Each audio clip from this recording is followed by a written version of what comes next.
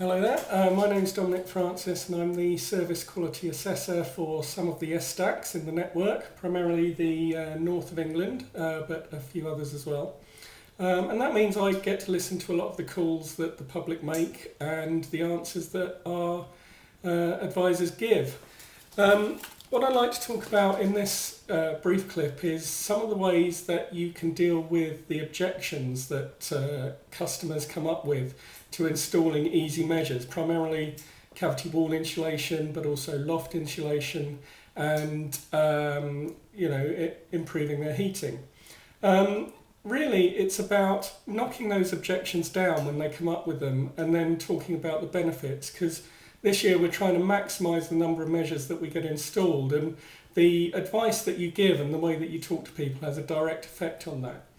Now there's some easy examples, and I'm sure you can think of lots of others, but when we're talking about cavity wall insulation, I've often heard people go, oh, there might be rubble in the cavity, I've got a extension or another reason, my conservatory might cause a problem, it's messy, there's lots of disruption, doesn't it cause damp? I've heard that it can cause damp, and really you can quite easily come up with reasons for them to at least have the survey done and allow the surveyor to make the decision, and really it's about encouraging them to have it done.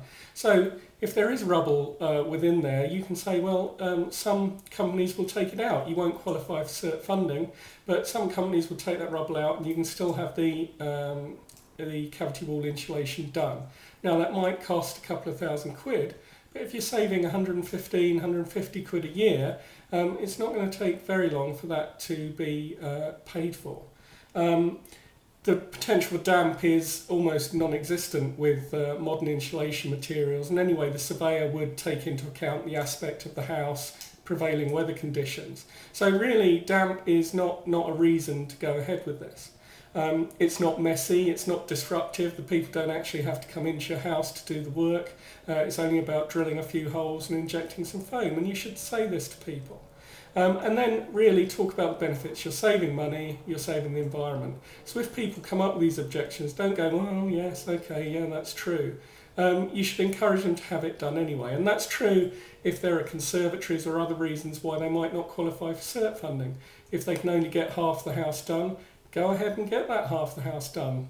It might still cost them 400, 500 quid, but the benefits, the savings are still worthwhile, and you should be encouraging to do it. Similarly for loft insulation, in these cases you very often hear the objection, oh, I've got boards down, there's stuff in the loft, I use it for storage. I don't know how much loft insulation is up there, I'm too old to go and see. And in each case, don't go, oh, well, no, that's true, yeah, I use my loft to keep things in.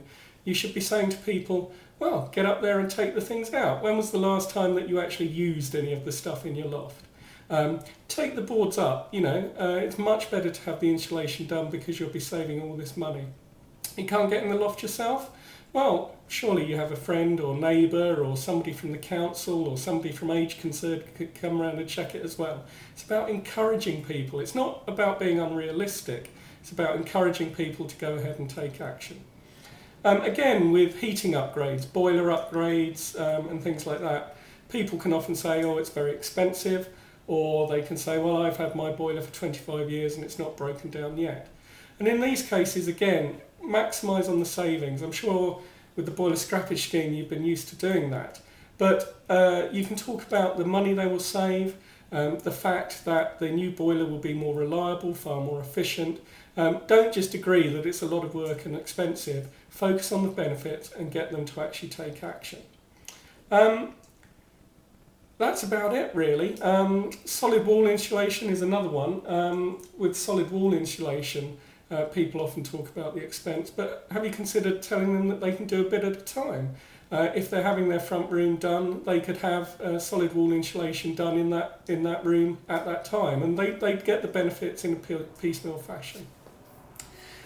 So it's about knocking down the objections, it's about getting them to take action, and it's about wanting them to take it.